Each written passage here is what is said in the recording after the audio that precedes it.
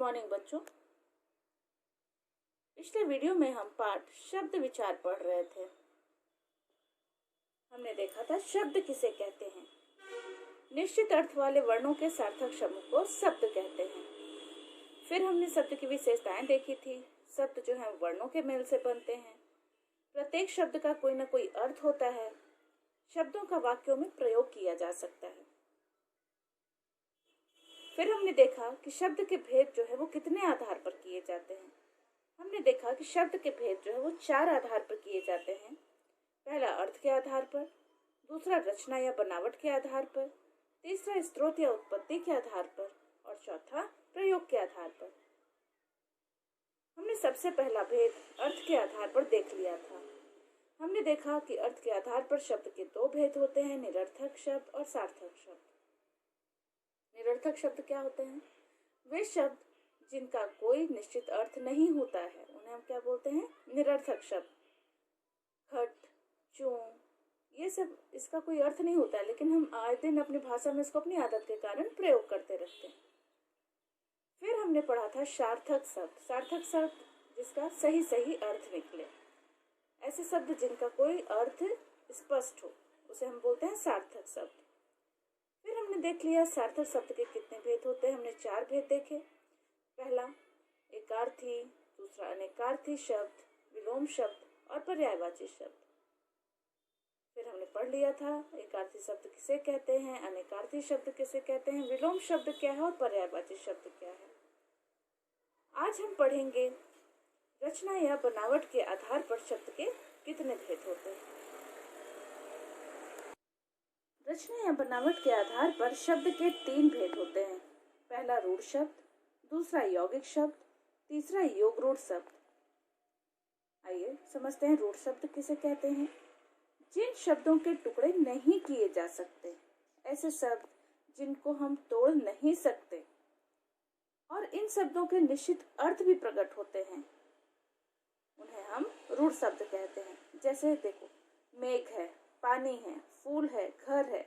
इन शब्दों से हमें इसका अर्थ तो पूरी तरह से स्पष्ट हो जा रहा है, लेकिन हम जब इसको तोड़ते हैं, जैसे मेघ को में और घ में, पानी को पा और नी में, फूल को फू और ल में और घर को घ और र में, तो इसका कोई भी अर्थ नहीं रह जाता। तो इसे हम तोड़ नहीं सकते हैं। ऐसे शब्दों को हम क्या बोलते हैं? रूढ़ शब्द। रूढ़ शब्द की क्या विशेषता देखिए, इनको तोड़ा नहीं जा सकता, इन शब्दों के टुकड़े नहीं किए जा सकते और ये शब्द जो है अपना अर्थ पूरी तरह से स्पष्ट करते हैं। इसे हम क्या बोलते हैं? रूढ़ शब्द। आइए देखते हैं यौगिक शब्द किसे कहते हैं। यौगिक शब्द क्या है? जो शब्द 2 या 2 से अधिक शब्दों से मिलकर बने हों उन्हें हम यौगिक शब्द कहते हैं। इनके टुकड़े किए जा सकते हैं और जब हम इनको अलग करते हैं तो इनके जो खंड किए गए, मतलब इनको जो तोड़ा गया है, उसका भी अर्थ निकलता है। कैसे देख लीजिए। उदाहरण के लिए रसोई घर, जब हमने इसको तोड़ा तो रसोई और घर में टूटा ये, और रसोई का भी अर्थ होता है, घर का भी होता है। उसी प्रकार से पाठशाला, पाठ और शाला दोनों का अर्थ है। राज और महल, विद्या और आलय। यौगिक शब्द को हमने क्या देखा कि हमेशा 2 शब्दों से ही मिलकर बना है और जब हम इसको तोड़ते हैं तो ये आराम से टूट जाता है और जो टूटे हुए टुकड़े हैं, खंड है, उनके भी अर्थ निकलते हैं। तो ये था आपका यौगिक शब्द। तीसरा है आपका योग रूढ़ शब्द। योग रूढ़ शब्द क्या है? जो शब्द यौगिक होते हुए भी विशेष अर्थ में प्रयुक्त होते हैं उन्हें योग रूढ़ कहते हैं। हमने देखा कि जो शब्द यौगिक होते हुए, यौगिक मतलब ये भी 2 शब्दों के जोड़ से ही बना होगा, लेकिन ये अपना एक विशेष अर्थ बताते हैं, तो वहां पर योग रूढ़ शब्द होता है।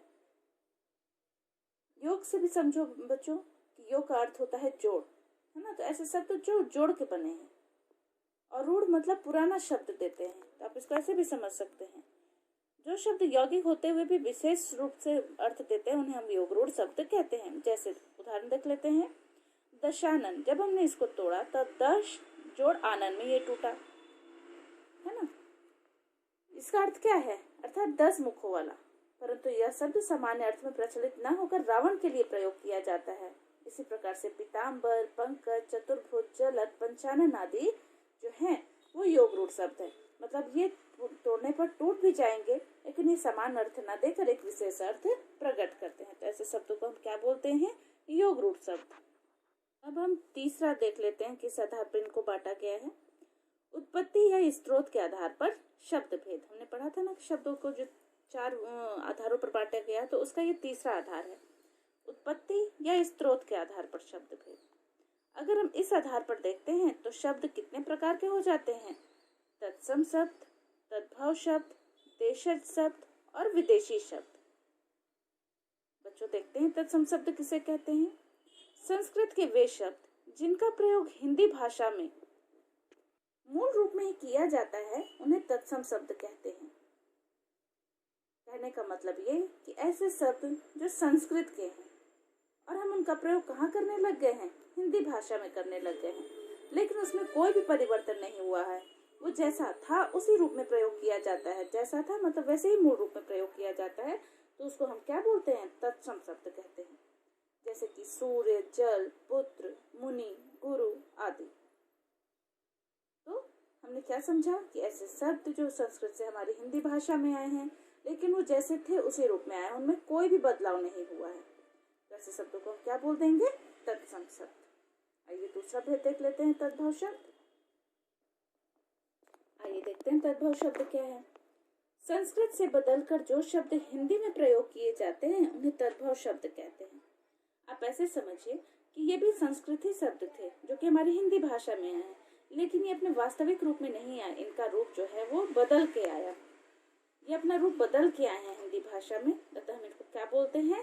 तद्भव शब्द। जैसे सूरज, इसका वास्तविक रूप है सूर्य, लेकिन हम इसको सूरज बोलते हैं। सर्प, उसको सांप बोलते हैं। अग्नि, जिसे हम आग बोलते हैं, और रात्रि, जिसे हम रात बोलते हैं। तो ये संस्कृत का ही रूप, लेकिन ये हिंदी भाषा में अपना रूप बदल कर आए हैं, जिसे हम क्या बोलेंगे? तद्भव शब्द। बच्चों, आपके सामने एक बॉक्स दिया गया है जिसमें कुछ तत्सम और तद्भव शब्दों के रूप दिए गए हैं। आप इसे याद करेंगे, ये आपके लिए बहुत ही ज्यादा जरूरी है। इसे आप जरूर याद करें। इसे टिक लगा लें और याद कर लर्न इट लिख लीजिए आप इसके साथ। आइए आगे पढ़ते हैं। तीसरा भेद है इसका देशज शब्द। देशज, देशज का अर्थ क्या होता है? देशज मतलब जो हमारे देश में जन्मा है। कहने का अर्थ ये कि हमारे देश के अपने शब्द हैं। जो शब्द लोक भाषाओं से हिंदी में लिए गए हैं उन्हें हम देशज शब्द कहते हैं। जैसे गाड़ी, पेट, चारपाई आदि, ये हमारे देश के अपने शब्द हैं। अपने ही जो लोक भाषा है, मतलब जो क्षेत्रीय भाषाएं हैं, उनसे ये शब्द ले लिए गए हैं। तो ऐसे शब्दों को हम क्या बोलते हैं? देशज शब्द। उदाहरण के लिए पगड़ी, थैला, लोटा, डिबिया, ये सब। इसका अगला भेद है विदेशी शब्द। अब विदेशी नाम से ही जैसे आपको पता चल जा रहा है, ये जो हमारे शब्द हैं वो हमारे देश के शब्द नहीं हैं, बल्कि ये दूसरे देश से हमारी भाषा में शामिल किए गए हैं, हमारे हिंदी भाषा में शामिल किए हैं। कहने का अर्थ है कि दूसरे देश की भाषाओं से हमने अपनी हिंदी भाषा में कुछ शब्द ले लिए हैं, उसे हम क्या बोलते हैं? विदेशी शब्द आए हैं। जैसे कि डॉक्टर, रेडियो, कुली, दुकान, चाकू, कमीज आदि।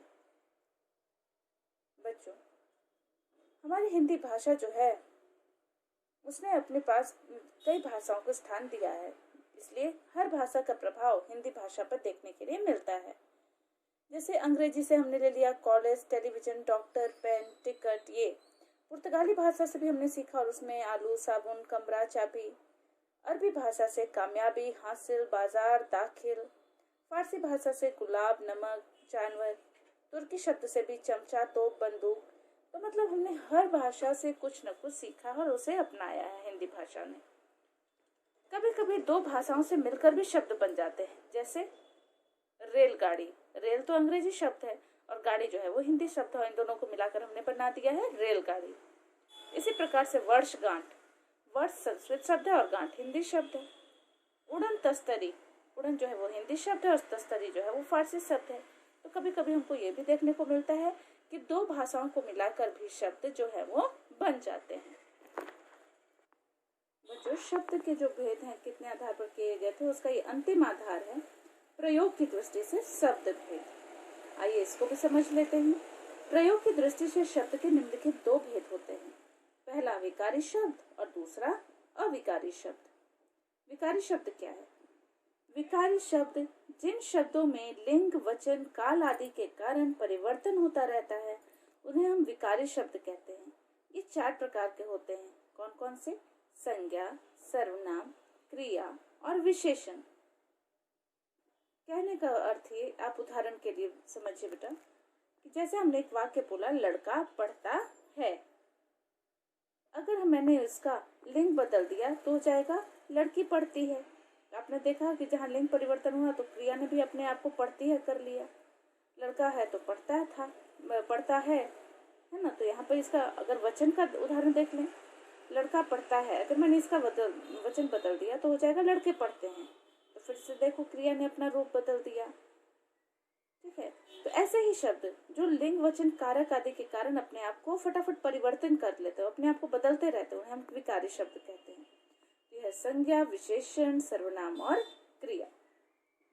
अविकारी शब्द क्या होता है?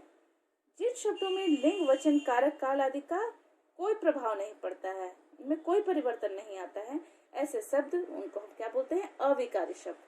अ का मतलब नहीं, विकार का अर्थ होता है परिवर्तन। तो ऐसे शब्द जिनमें कोई भी परिवर्तन नहीं होता, किसके कारण? लिंग, वचन, कारक और काल के कारण, उसे हम क्या बोलते हैं? अविकारी शब्द। और ये कितने प्रकार के होते हैं? ये 4 प्रकार के होते हैं। पहला क्रिया विशेषण, दूसरा समुच्चय बोधक, संबंध बोधक और विस्मयादि बोधक। ये आप अविकारी शब्द जो है अगले हम भाग में पढ़ेंगे। अगले भाग कहने का मतलब ये अलग से ही एक चैप्टर है अविकारी शब्द, जिसे हम बाद में पढ़ेंगे। तो बच्चों, ये था आपका पूरा पाठ। आप इसे ध्यान से समझिए और करिए। साथ ही साथ इसका अभ्यास कार्य भी करने का प्रयास करें। इसका आंसर हम आपको भेज दिया जाएगा, आप इसे देख लीजिएगा।